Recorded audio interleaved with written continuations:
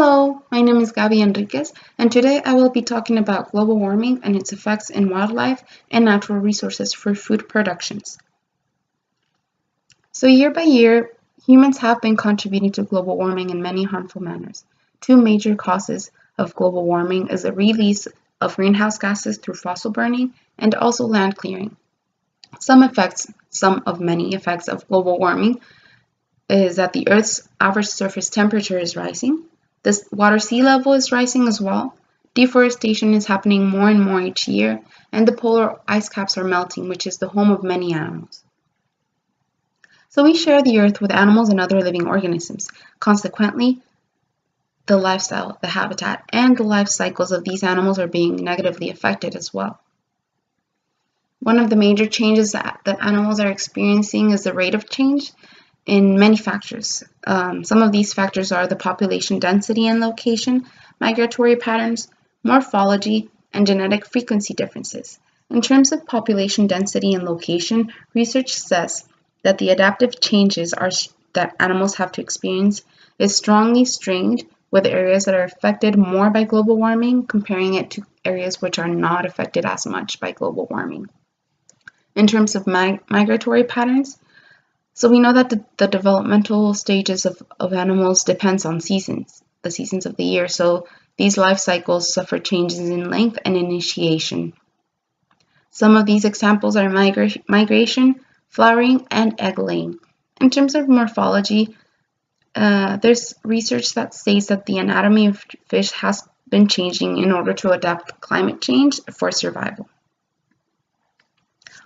Wildlife's behavior has been changing as well because of global warming. An example is that birds nest, breed, and migrate earlier as spring, which is way sooner than before.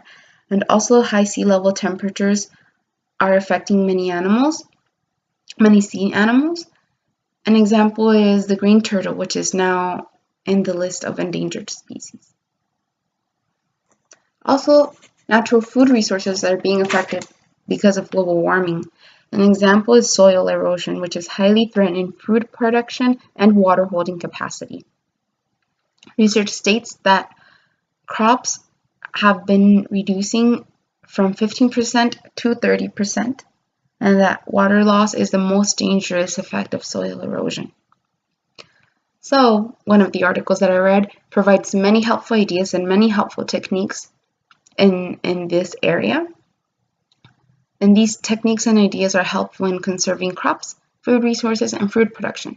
Some of these are crop rotations, contour planting, strip cropping, polyculture, grass strips, no-till, and agroforestry. All of these preventing erosion and increasing soil productivity. Physical and chemical properties of water are happening in oceans. The biological and physiological changes in sea life and sea animal life cycle are being affected, and there's a great decrease in fish species. An example that I read in one of the articles is that fish species has been reduced from 170 in the 20th century to 58 in 2005.